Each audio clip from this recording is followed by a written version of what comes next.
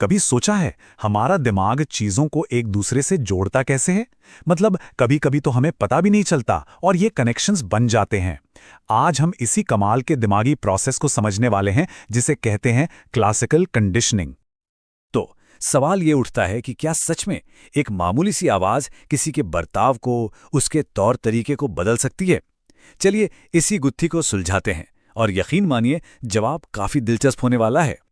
तो आज का हमारा सफर कुछ ऐसा रहेगा। पहले बात होगी एक अचानक हुई खोज की, फिर हम पावलोव के मशहूर एक्सपेरिमेंट को समझेंगे, कुछ जरूरी शब्दों के मतलब जानेंगे, फिर देखेंगे कि इन सब बातों से आगे क्या है, और आखिर में ये सब हमारी अपनी दुनिया में कैसे काम करता है।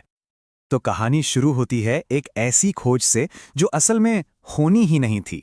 ये कहानी है इवान पावलोव की, जिनकी आप कह सकते हैं एक गलती ने साइकोलॉजी की दुनिया को हमेशा हमेशा के लिए बदल कर रख दिया।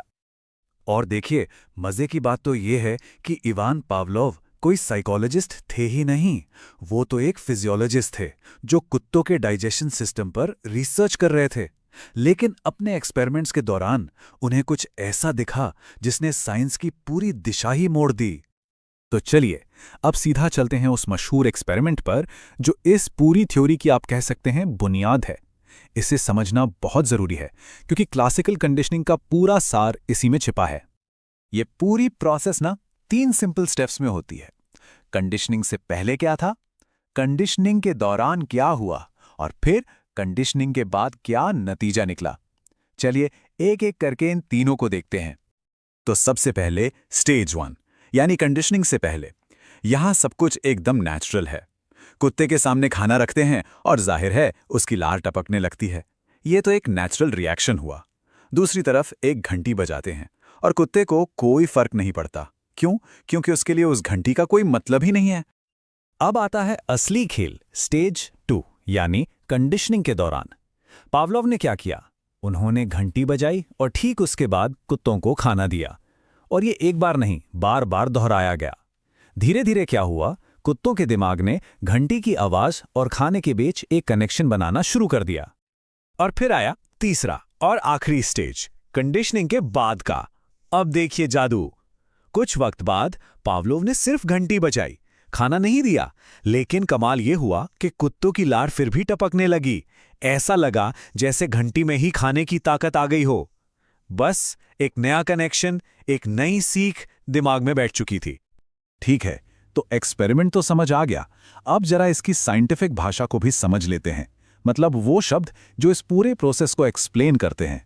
आप चाहें तो इन्हें इस पूरी कहानी के कैरेक्टर्स भी कह सकते हैं। तो ये हैं हमारे 5 main characters, UCS, UCR, NS, CS और सीआर। सुनने में थोड़े टेक्निकल लगते हैं पर हैं बहुत सिंपल। चलिए एक एक करके इन सबसे मिलते हैं। सबसे पहले है अनकंडीशनल स्टिमुलस यानी यूसीएस। अनकंडीशन मतलब जिसे कोई ट्रेनिंग नहीं दी गई। ये वो नेचुरल ट्रिगर है जो अपने आप एक रिएक्शन पैदा करता है।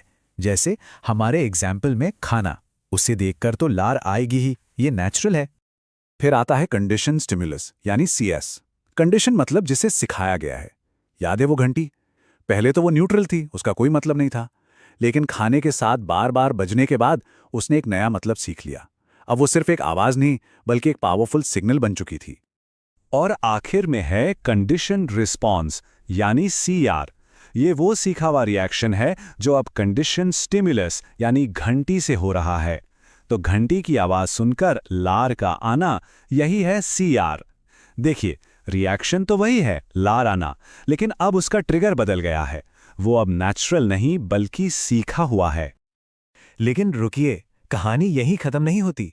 क्लासिकल कंडीशनिंग सिर्फ कुत्तों और घंटियों तक ही सीमित नहीं है।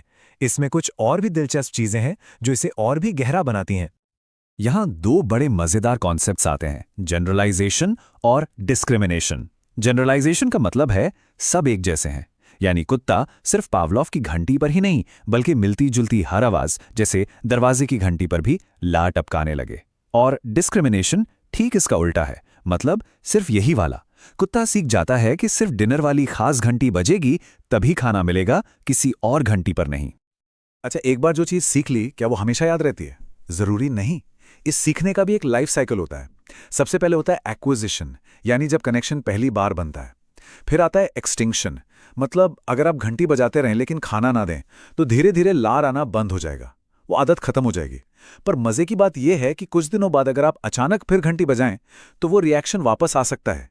इसे कहते हैं स्पॉन्टेनियस रिकवरी। तो अब तक हमने कुत्तों और लैब की बात की, पर सवाल यह है कि इन सब का हमारी असल जिंदगी से क्या लेना देना है। असल में बहुत कुछ। क्लासिकल कंडीशनिंग हर जगह है और ये चुपचाप हमारी रोजमर्रा की जिंदगी को शक्ल दे रही है। कभी विज्ञापनों पर गौर किया है? जब कोई कोल्ड ड्रिंक कंपनी अपने ऐड में अच्छा सा मजेदार म्यूजिक या किसी फेमस सेलिब्रिटी को दिखाती है तो वो क्या कर रहे हैं? वो उस म्यूजिक या सेलिब्रिटी से जुड़ी अच्छी फीलिंग को अपने प्रोडक्ट के साथ जोड़ रहे हैं, ताकि अगली बार जब हम वो कोल्ड ड्रिंक देखें तो हमें वही अच्छी वाली फीलिंग आए। या फिर स्कूल के दिनों को याद कीजिए, जैसे ही घंटी बजती थी हम सब बिना सोचे समझे क्लास बदलने के लिए निकल पड़ते थे, है ना? वो घंटी एक सिग्नल थी और हमारा रिएक्शन ऑटोमेटिक था।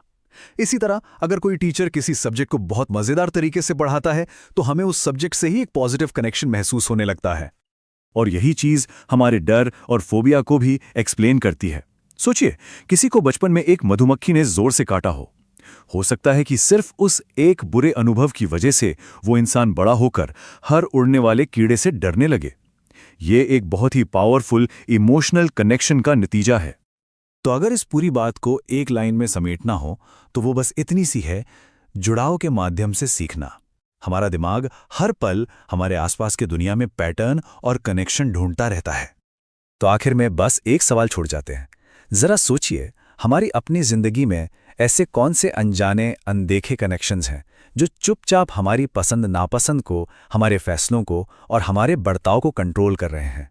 क्या पता इसका जवाब हमें खुद के बारे में कुछ नया सिखा दे।